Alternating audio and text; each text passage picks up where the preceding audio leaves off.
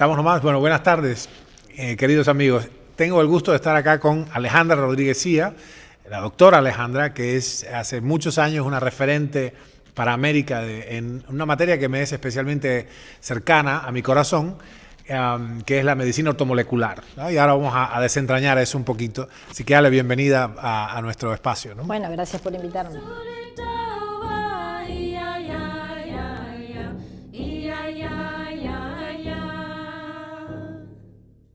Estamos intentando conversar con Alejandra, a quien no hay que darle mucho estímulo para que dé una conferencia, sobre este tema tan apremiante, en particular esta cuestión que nos interesa recorrer hoy de nutrición, medicación y las neoplasias podríamos decir en el siglo XXI, pero en realidad es en todas las décadas que han transcurrido desde la revolución industrial, o sea, la era industrial y postindustrial. Así que estamos en un mundo delicado. Ya vamos a ver algunas imágenes de la incidencia de cáncer en nuestro tiempo, pero sería muy interesante que la audiencia entendiera qué es esta cuestión de la intervención ortomolecular como medicina propiamente, ¿no?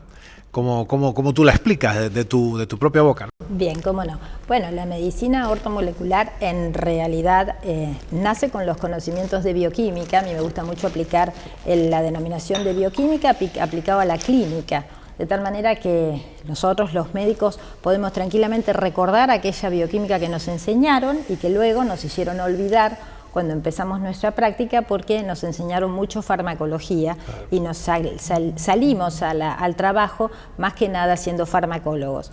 Pero esta bioquímica maravillosa, tengo que recordar aquí al inventor de la palabra ortomolecular, que es el doblemente premio Nobel Linus Pauling, que él es el que acuña la palabra uniendo este vocablo de orto, de orden, y equilibrio con moléculas, ¿no? Claro. Haciendo, digamos, la panacea de decir, bueno, cuando reordenemos nuestra bioquímica tan desarreglada por la polución ambiental y por la mala alimentación, posiblemente podemos revertir procesos que han comenzado a degenerar nuestro cuerpo y a lo mejor podemos evitar el uso de las drogas.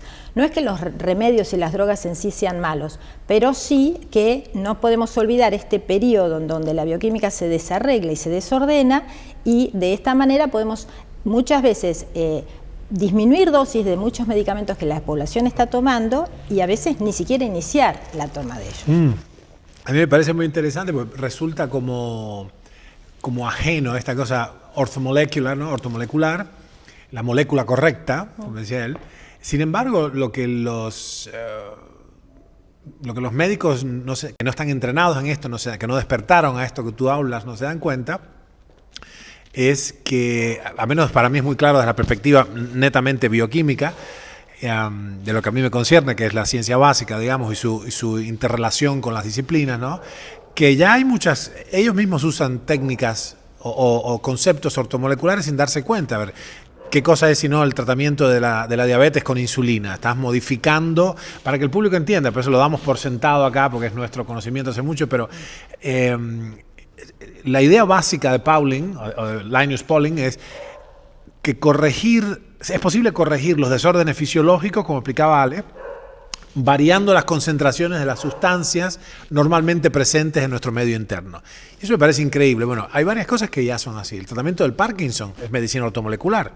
Pongo la L-Dopa, que es dioxifenilalanina, que es el precursor, la fenilalanina es el aminoácido precursor del neurotransmisor dopamina. Ni hablar de que la fenilcetonuria es también una manera de corregir ortomolecularmente el medio interno cuando hay una dificultad genética de manejar ese aminoácido. Claramente inyectar insulina es eso, y claramente la dieta cetogénica es ortomolecular en pleno derecho, porque estoy modificando las concentraciones de las sustancias ahí presentes. Qué sé yo, el uso del litio en la depresión. Así que bueno, sin saberlo, muchos de tus colegas están usando diariamente argumentos ortomoleculares, digamos. A ver, cuando das para tratar anemia perniciosa, das grandes cantidades de una sustancia, bueno, ahí claramente estás haciendo un uso de esto.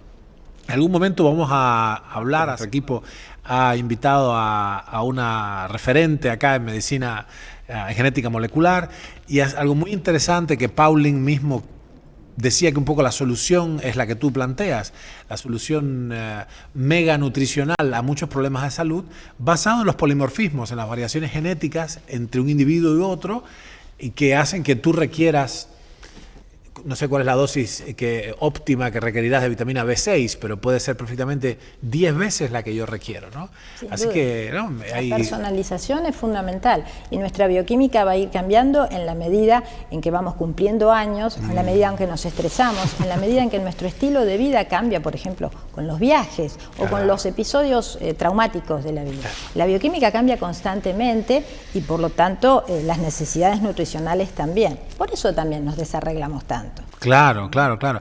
A mí me quedó en el recuerdo, en esos primeros papers de psiquiatría ortomolecular y todo, un argumento, me pareció fascinante de Pauling, que es que la velocidad de las reacciones, siempre y cuando no cambien las enzimas y todo, o sea, a una concentración dada de enzimas, que está determinada por probablemente la genética de cada uno, la velocidad de las reacciones está determinada por la concentración de los sustratos, con lo cual, si yo tengo un déficit genéticamente determinado, mi polimorfismo en particular es que tengo menos enzimas que tú de un determinado proceso, voy a requerir para tu misma funcionalidad cantidades mucho más grandes de los mismos sustratos. Por ejemplo, ácido glutámico, un aminoácido que el público debe saber que es un aminoácido, pero es además un neurotransmisor. Así que bueno, después sería muy interesante que busquen a Alejandra porque tiene un profundo conocimiento sobre áreas inexploradas de la medicina que en realidad no son nuevas siquiera. ¿Cuántas décadas tú dirías que tiene la medicina ortomolecular? Y yo creo que debe tener 50 años, ¿no? Wow, por lo menos. Sí, porque yo tengo 51, estoy en el año 51 y el paper este fue el 67 de Pauling, ¿no? Sí, sí. Ahora fíjate, hablábamos antes de arrancar de poblaciones, vamos a decir, emblemáticas del problema clásico de la humanidad que durante milenios fue la combinación de hambruna e infecciones, y esto en Biafra, ¿no? en África, y teníamos una imagen por ahí muy interesante de estas poblaciones enteras donde estaban esas panzas de kwashiorkor por carencia de proteínas y por bichos, ¿viste? Parasitosis, y esas paticas flaquitas, esa emaciación, esa distrofia, ¿no? Y qué peculiar que ese haya sido nuestro pasado, y ahora tú comentabas que tenemos un problema diferente, ¿no? Y bueno, la obesidad que nos invade y ahora denominada diabesidad, justamente porque se complica en el 100% de los casos en la evolución con diabetes tipo 2, es la mala alimentación, que también tiene enorme relación con lo que te estás dedicando tú, al cáncer, ¿no? Claro, claro. ¿Y cómo tú definirías mala alimentación? Porque eso requiere, me parece, que ahora lo digamos en términos cual y cuantitativos, pero si no, el público dice, una alimentación balanceada, como se decía en los años 80, y es la pirámide alimentaria que el 60% son azúcares. Entonces, ¿qué tú definirías como una mala alimentación? Lo que ha invadido a nuestro planeta prácticamente es la pirámide alimentaria basada en los hidratos de carbono. Y eso fue base prácticamente desde los años 60, en donde era el pan nuestro de cada día, en la base, y por esta razón, luego los hidratos más avanzados, más sofisticados, que ha sido el jarabe de maíz de alta fructosa, que llegó prácticamente a los lugares en donde uno dice, este alimento es salado, o este alimento no tiene hidratos y tiene escondido ese azúcar, que es tremendamente obesígeno y diabetógeno, hasta en las salchichas, en los fiambres, en los condimentos. ¿Sabes qué nos pasó? El famoso jarabe de maíz de alta fructosa. Bueno, wow. Espérame, era era High Fructose Corn Syrup. Usando el Dexcom, el chip en el Ártico con los esquimales, que sí, en un momento comimos en Winnipeg, que era una de las últimas ciudades, digamos, civilizadas antes de entrar ya más en el Ártico, ¿no? Nos reíamos con Pedro García Oliver, a quien Ale conoce muy bien, porque te das cuenta que vas acercándote al Ártico cuando el avión tiene menos hélices y de pronto tienes seis asienticos y una cortina te separa de la cabina del piloto y es un monomotor. Bueno, en uno de esos comimos unas salchichas que agarramos y tiramos ahí no sé dónde estábamos, no me acuerdo, en un hotel, y resulta que nos subió la glucemia. Entonces cuando buscamos detrás tenía leche en polvo, jarabe de maíz. Digo, pues esto es una porquería, protestamos, bueno. Así que esto muy interesante esto que tú dices, que está insidiosamente metida en nuestra alimentación todas estas productos industriales, ¿no? Es muy fuerte como testimonio visual. Una parte del documental nuestro está captado en Nueva York, y en Maryland, por ejemplo, donde está la FDA.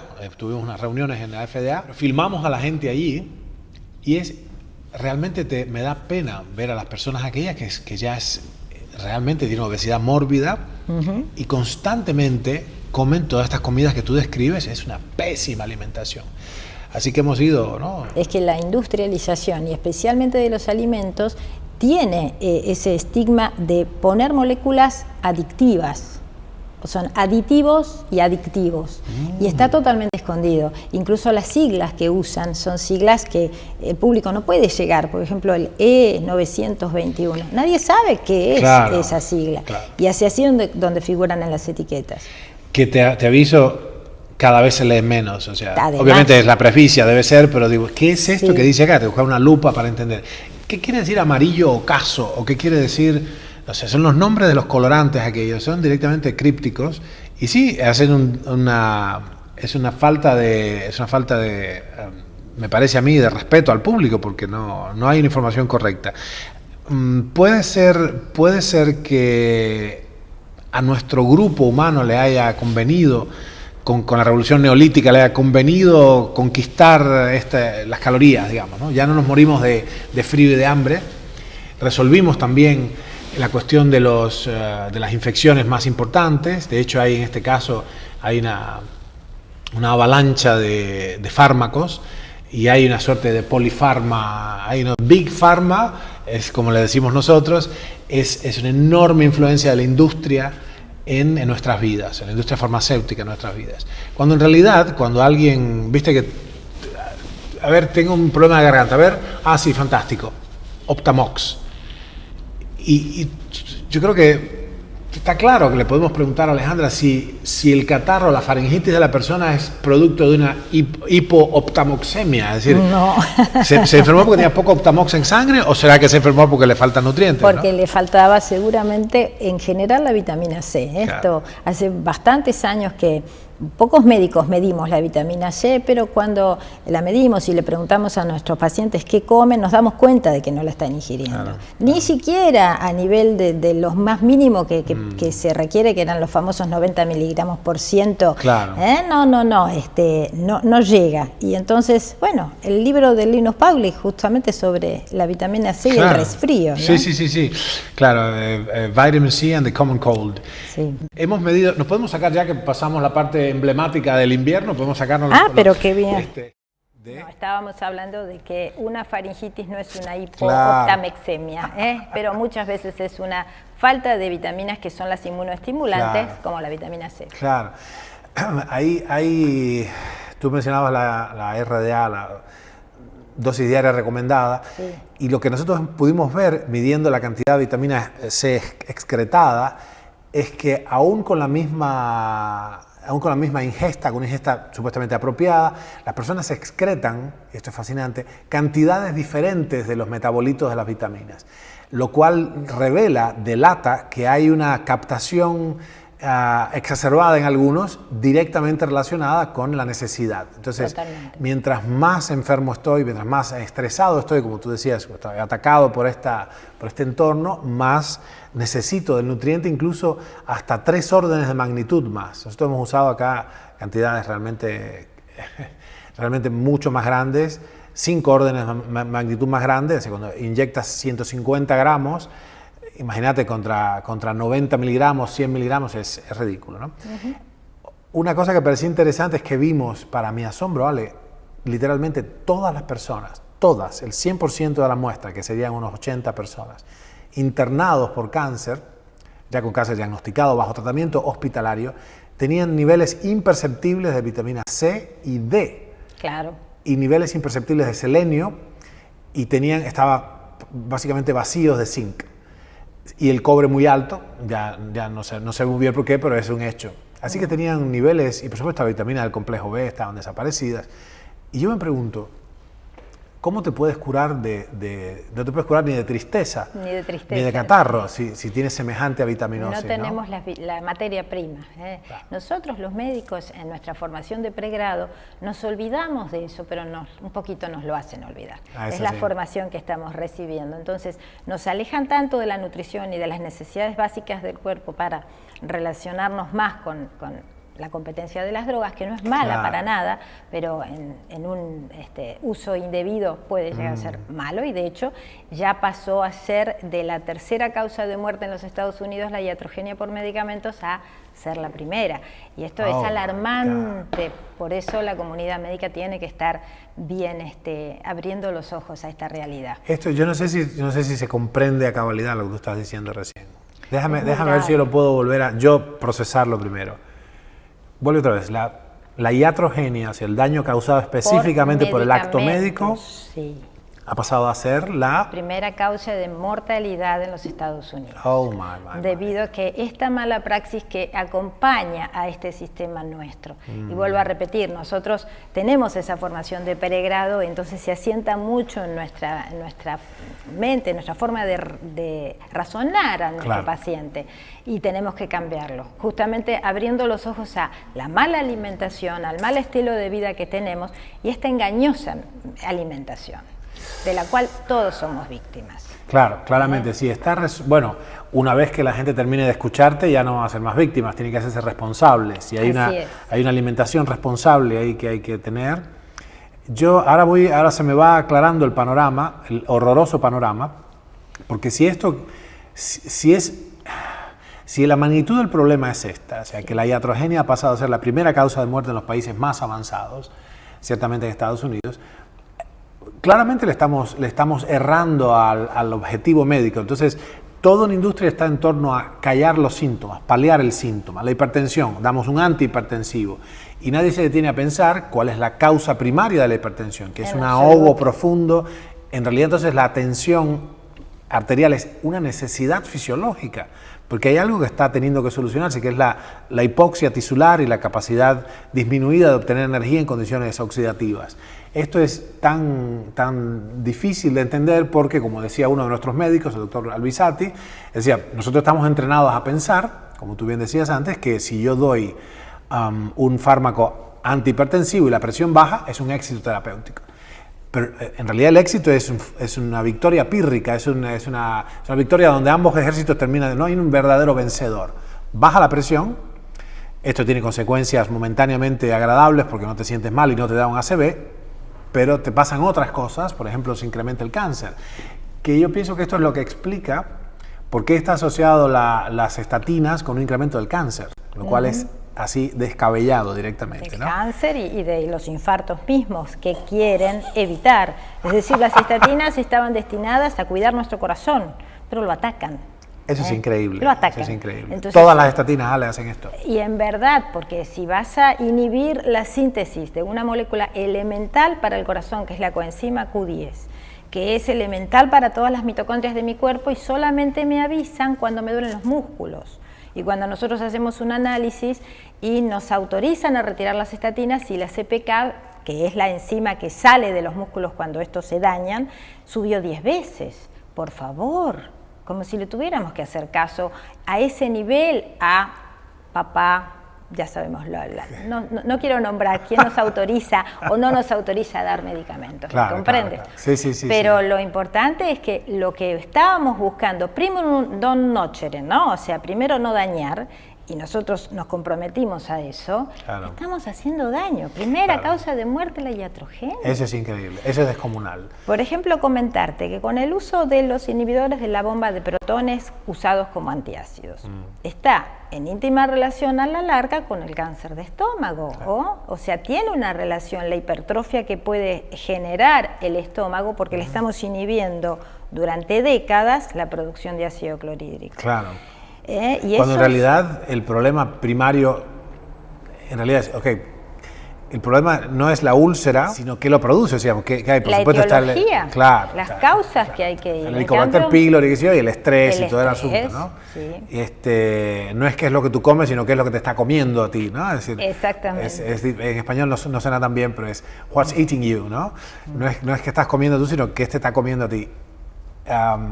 Claro, y esto se hace, a mí me ha impresionado mucho que en nuestra cultura de pronto haya entidades que se rasgan las vestiduras y dicen, cuidado con las vitaminas, y de pronto el paracetamol, o acetaminofén, que es el nombre correcto de la droga, se puede tomar over the counter, es decir, sin prescripción, y la gente lo toma como caramelos. Totalmente. Y el paracetamol produce directamente, sin previo aviso, un colapso total del hígado, o sea, una falla abrupta del hígado que te lleva a trasplante.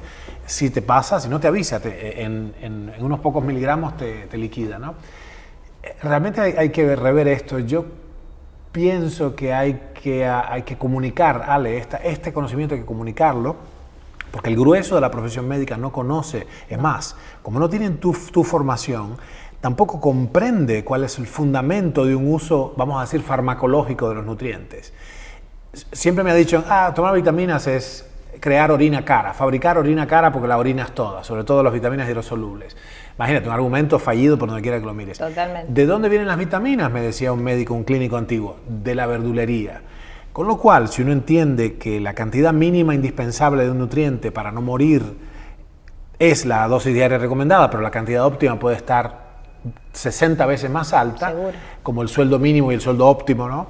Ahí hay una conversación nueva que entablar con los médicos, tienen una tremenda responsabilidad. Vuestra profesión es, yo diría, sagrada, porque la vida de los ciudadanos está en vuestras manos. Pero está mal armada la profesión. O sea, no están preparados para entender, por ejemplo, esto que decíamos, la velocidad de la reacción es proporcional a la concentración de los reactantes. Esto es lo que describe la ley de acción de masas, y esta es la razón por la cual hay que poner cantidades suprafisiológicas, decimos nosotros metanutricionales, de las sustancias que normalmente arman nuestra fisiología, pero que pueden ser usadas en rango farmacológico y deben ser usadas en rango farmacológico, habida cuenta de que los polimorfismos, las variaciones genéticas interindividuales nos dejan, es un mapa muy variopinto, no es que tenemos una única necesidad. No, la personalización, la medicina tiene que ser personalizada, porque somos únicos además, en muchísimos aspectos. A mí me importa del paciente, desde cómo duerme hasta cómo se lleva con el vecino, porque todo lo va a alterar. Y la industria de los medicamentos también se ha encargado muy inteligentemente, conociendo mucho más que nosotros la bioquímica, de dar esa droga que suplanta la bioquímica, en el caso de los psicofármacos. Claro. Entonces, los psicofármacos son una maravillosa cosa para el agudo, porque yo quiero que si no puedo dormir durante 3 meses, me hagan dormir rápido para que mi cerebro descanse, pero no puedo estar tomando un psicofármaco por esa razón que me pasó una vez en la vida, 10 años. Claro. Pero no resuelven la causa, raíz. De ninguna manera. Y uno de los órganos que más es sensible a carencias nutricionales es nuestro cerebro. Ni hablar. Bueno, justamente el paper original que empezó este movimiento hacia lo ortomolecular se llama psiquiatría ortomolecular, ¿no? Sí. Linus Pauling. Y ya se sabía de los estudios con los anestésicos y con los psicotomiméticos o psicotrópicos, ya se sabía que la función mental era extraordinariamente sensible a la condición, al entorno molecular del cerebro. Esta sería la otra parte, digamos, la parte continua. La parte discreta serían las neuronas, ¿no? Sí. Discreto y continuo, para que el público entienda, es como el tono de discar y el tono de ocupado. Una cosa es continuo es pip y discreto es pip, pip, pip, pip. Bueno, la parte discreta de la función nerviosa superior son las neuronas, que son justamente un cable conectado con otro, pero la parte continua es las partes circulatorias, los neurotransmisores, las hormonas, y bueno, ahí el entorno molecular de la mente es crucial. Claro, ¿cuántos ataques tenemos a eso? ¿Y cuán poco armados estamos para hacer frente al mundo lleno de sustancias que nos rodea, ¿no? La incidencia, Ale, de todas las enfermedades degenerativas, pero se puede, si uno agarra el cáncer de mama como una enfermedad paradigmática del siglo XX y XXI, la incidencia, el ángulo es así, o sea, es tremenda, la incidencia sube enormemente. no es para la discusión de hoy. Nuestra conversación ya es suficientemente rica y compleja para que la gente recuerde todo esto. Sí. Qué pasa con la mortalidad y cómo, digamos, pero hay la relación entre morbilidad y mortalidad, que en algunos casos es casi unívoca, o sea, en cáncer de páncreas, en fin, y que, digamos, patologías como el cáncer de pulmón tienen una bajísima supervivencia quinquenal, o sea, estamos hablando de 14% a los 5 años.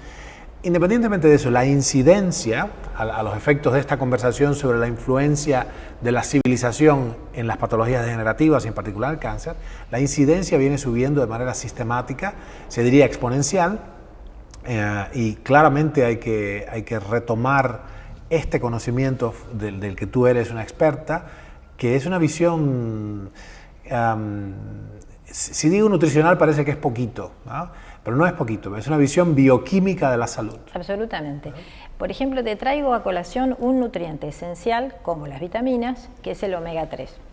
Y recordando tanto el cerebro como también en la generación íntima del cáncer, en el momento cero de la carcinogénesis. El omega 3, nadie come omega 3. El omega 3 es un ácido graso. Ácido graso esencial que nuestro cuerpo lo requiere. A mí me gusta llamarlo, para que los pacientes lo entiendan, la aspirina endógena.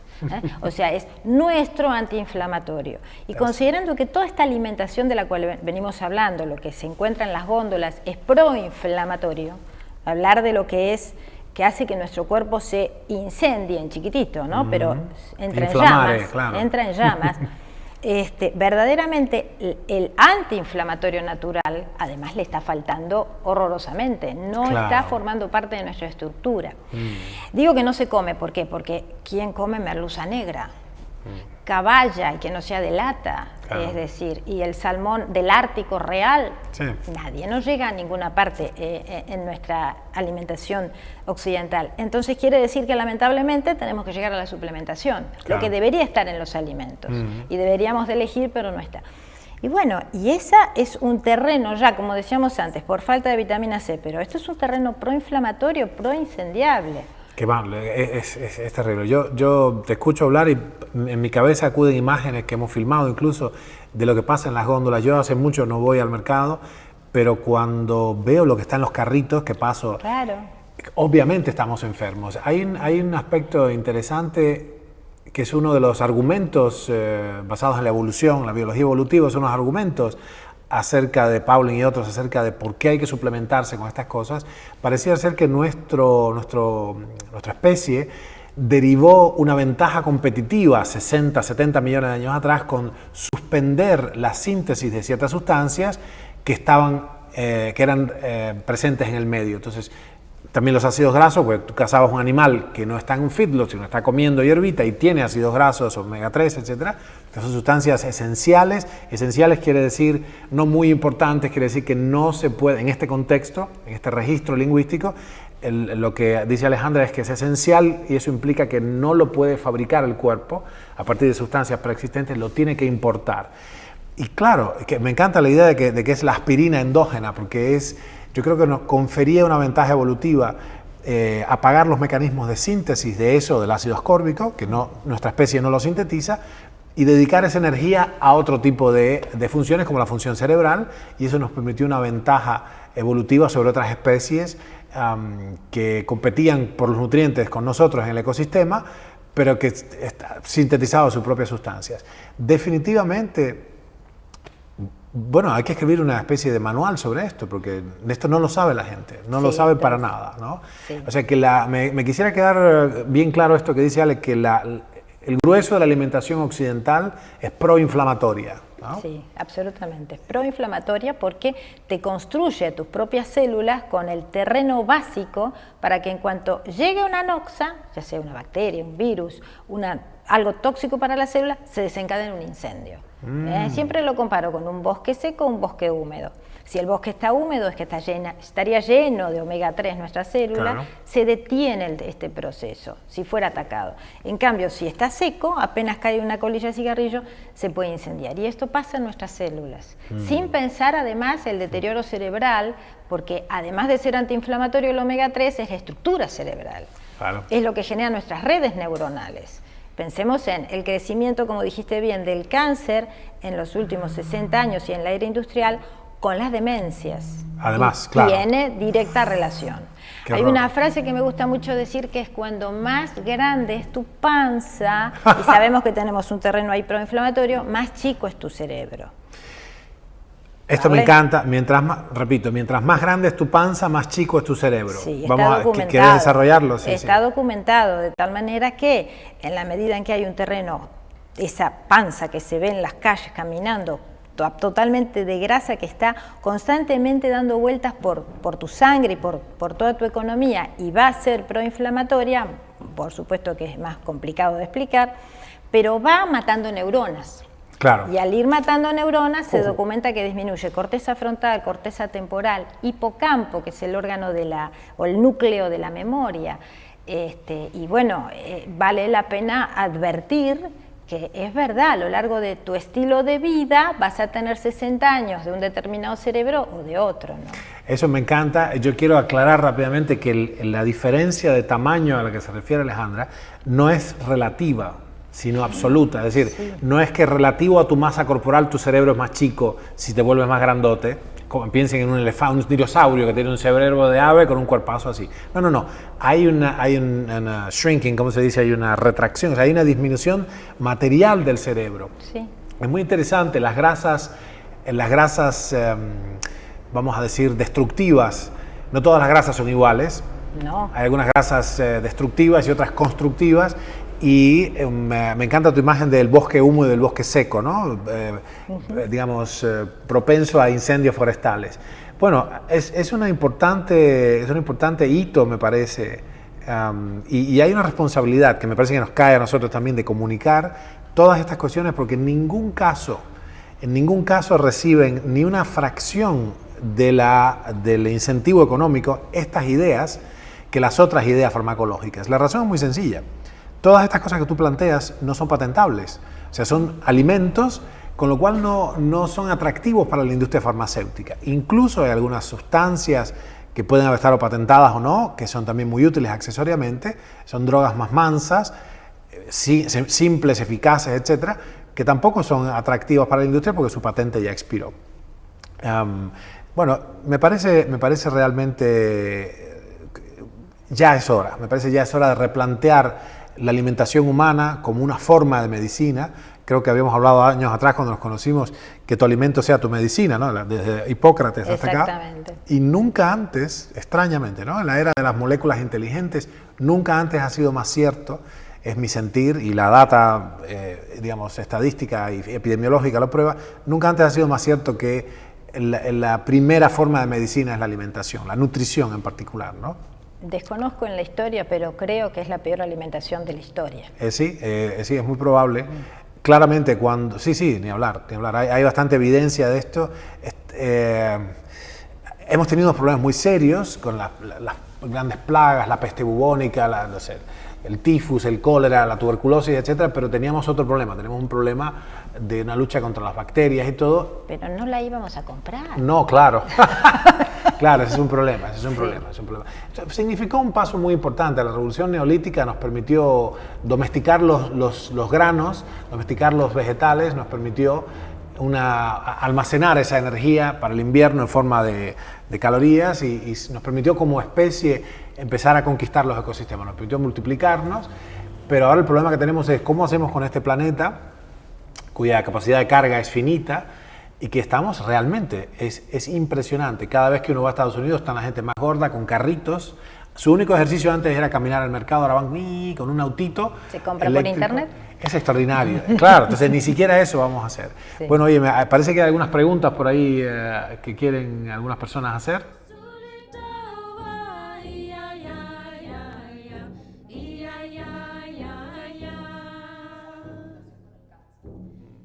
Qué buena pregunta, porque realmente la contaminación ambiental es más dependiente de los políticos que nosotros, ¿no? De los médicos, quiero decir.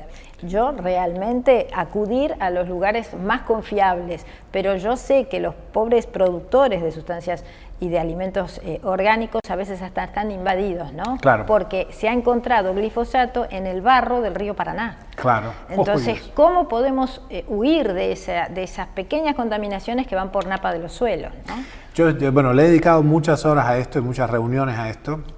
Yo estoy muy interesado hace años con varios de nuestros partners en armar una producción realmente sustentable, con criterios muy, muy rígidos de sanidad, digamos.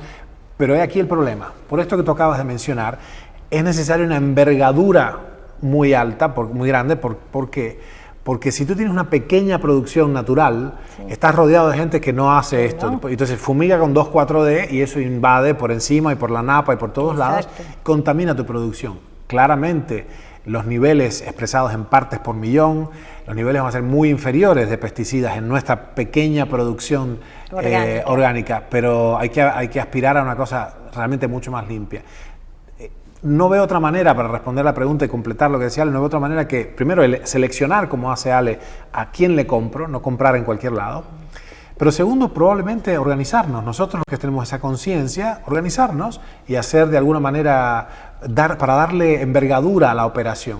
Estas operaciones no tienen ni que ser rentables, tienen que ser sustentables nada más. O sea, la renta en este caso sería una salud superior, no enfermarnos, porque supuestamente uno pone los alimentos que nominalmente en teoría serían correctos, pero están contaminados. Entonces es un problema. Es una deuda que tenemos con la población, porque recién el Hospital Italiano ha comenzado en algunas personas que justifiquen, que están cerca justamente de áreas contaminantes, medir el glifosato. Pero claro, luego que detectamos que está alto el glifosato u otros pesticidas, ¿cómo lo sacamos? ¿Cómo lo sacamos? ¿Cómo lo sacamos? Eso es todo un capítulo. Todo un asunto. Hay estrategias. Después sería muy interesante alguna vez que quieras hablarnos de metales pesados y de las estrategias quelantes, sí, con EDTA o otras sustancias. O sea que estamos llenos de algunas porquerías que tenemos que de pronto sacar, ¿no? ¿Hay alguna evidencia, ya que estamos ahí, no es parte de la pregunta, ¿hay alguna evidencia de que el ayuno, el verdadero ayuno sistemático, de 3 días o más, permite de alguna manera empezar a disolver eso? Porque gran parte de estas sustancias son solubles en grasa, son oleosolubles y están allí, lo cual de alguna manera pasa por una detoxificación que implica ponerse un poquito peor en un momento, porque empiezas a soltar, eso lo hemos visto con la quimioterapia. Sí. Las personas que recibieron quimioterapia, cuando empiezan a hacer una rehabilitación metabólica, les sube la toxemia general, sí, porque empiezan a deshacerse de las toxinas que están guardadas en la grasa, ¿no? Así que bueno, es un proceso, pero hay que recibir ayuda a este respecto. Y probablemente sería interesante ya abordar, no sé si hacerlo sobre la base de la Sociedad Panamericana de Metabolismo y Cáncer o alguna entidad de defensa del consumidor, algo que nos permita organizarnos para poder facilitar, vamos a decir incluso financiar una producción en escala, en gran escala. Tiene que ser en gran escala. Sí, pero si no tiene cómo controlar, no tiene cómo controlar los precios, los proveedores. Incluso no se puede, las certificaciones orgánicas, que serían fantásticos, son caras, con lo cual tienes que tener una operación más grande que te permita la certificación, que justifique el expendio. Así que bueno, hay varias cosas para hacer. Muy buena pregunta, ¿no? ¿Qué más?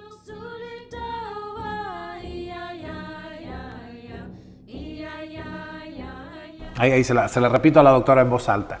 Una pregunta interesante que hace mucho la gente es, ¿cómo sería la aplicación de la medicina ortomolecular en la clínica, que no tiene que ver con la medicina estética? Porque hay una confusión muy grande. Y bueno, la doctora ahora nos responderá. O sea, ¿qué es esto, la medicina ortomolecular en la clínica, separado de lo estético y lo cosmético? Sí, no, en realidad el inicio de la medicina ortomolecular, como dije yo, la bioquímica aplicada a la clínica, estaba muy lejos de la estética y siempre en realidad lo estuvo. Lo que pasa es que, bueno, los médicos esteticistas, y especialmente en la República Argentina, fueron quienes hicieron más uso de la palabra primero ortomolecular y queriendo hacer un uso para el, vamos a llamarlo, rejuvenecimiento de la piel, que claro, está muy bien como parte de... Yo siempre digo que esto llega a todas las especialidades clínicas. Claro. El único que por ahí no aplica esto es el que tiene un bisturí en la mano porque va a operar. El resto son todas las especialidades clínicas que le vienen muy bien. pero la verdad es que nosotros nos encargamos de lo que está dentro de nuestro cuerpo, nos encargamos de la bioquímica y no de lo que aparenta luego. Luego sí, hay frutos de esto, verdaderamente uno se ve mejor, la piel se ve mejor, uno a lo mejor tenga algunos añitos menos biológicos que los que dice el documento.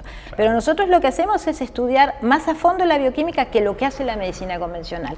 Estudiamos qué minerales está en ese momento dando vueltas por nuestra sangre, hacemos test de medición de oxidación que se basa, hay un test, no sé si tú lo conoces, de Bradford, Lagarde y Heitan, que es nada más que ver una gotita de sangre, cómo se coagula, y cuando hay un estrés oxidativo muy alto, que significa que intracelularmente faltaba selenio, faltaba zinc, faltaba glutatión, no, ya sé cuál es, sí. Ahí realmente falta una gran estabilidad de la fibrina y se ve el coágulo completamente como desmenuzado. Muy interesante. Y eso es muy interesante porque nos da un valor biológico de ese paciente en ese momento, ¿no? O sea, es relativamente barato. Hay una compañía que usa este mismo principio, que se llama Nuskin, que usa una especie de aproximación al estatus oxidativo por este test, y entonces te dosifica en consecuencia. Podemos hacer muchas cosas que avalen qué nivel de oxidación estás teniendo y luego razonar con la clínica por qué te estás oxidando de esa manera. Y de acuerdo a eso vas a la causa inicial. A veces te estás oxidando porque no puedes dormir. ¿Y por qué no puedes dormir? Porque tu marido ronca. Mira qué cosa tan sencilla, pero resulta que hace 3 meses que no puedes dormir. Eso ya hace un cambio bioquímico en tu cuerpo tan grande que uno dice, no, pero esta locura no puede llegar hasta que una célula llegue al momento cero del cáncer. ¿Y por qué no? Sí, y además ciertamente yo haría que esa paciente tuya traiga al marido, porque hemos visto, emerge de la literatura, una espantosa correlación entre la apnea del sueño, que es, para que el público entienda, se suspende la respiración durante varios segundos, hasta 400 veces por noche, y el cáncer. Es decir, la apnea del sueño, como la anemia de Fanconi y otras cuestiones hipóxicas, otras circunstancias hipóxicas, realmente está fuertemente correlacionada con el cáncer. O sea que, bueno, muy interesante. Te quería mencionar que tú decías lo del cuchillo, ¿no? Hay un cirujano muy amigo nuestro, se llama el doctor Parma, de una ciudad argentina que se llama Lincoln, que él, de manera completamente, no nos conocíamos aún, pero su hija, que es médica, le regaló uno de nuestros libros, creo que era Oncología Ortomolecular o Bioregeneración, uno de esos. Y él empezó a emplearlo en sus pacientes de cáncer antes de operarlos. Y dice que es la noche y el día. O sea, él fue el primero que nos alertó de la enorme importancia de una preparación prequirúrgica por medio de intervenciones ortomoleculares sistémicas, ¿no? La bioquímica, recuerda el público, la bioquímica aplicada a la clínica, ¿no? No la farmacia, la bioquímica básica, fisiológica del sujeto. Bueno, muy interesante. Bueno, una respuesta muy profunda. Claramente que hay un efecto colateral de las intervenciones ortomoleculares, que es que te sientes mejor, tienes más energía, realmente rejuveneces, tus estructuras están mejores.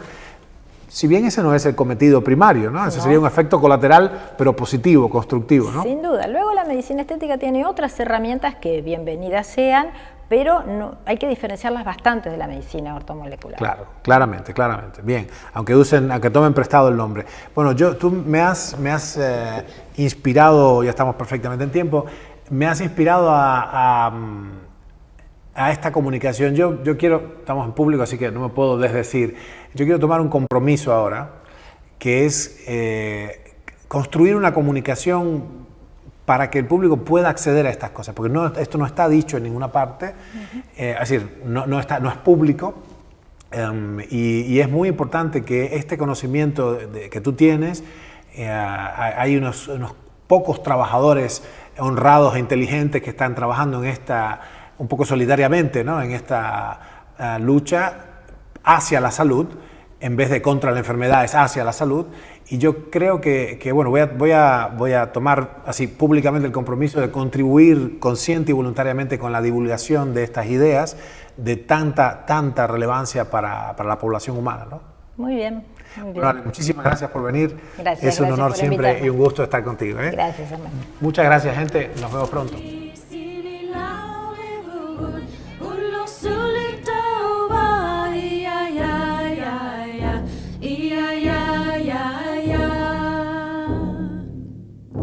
Aliana tu kaporinun ya lehama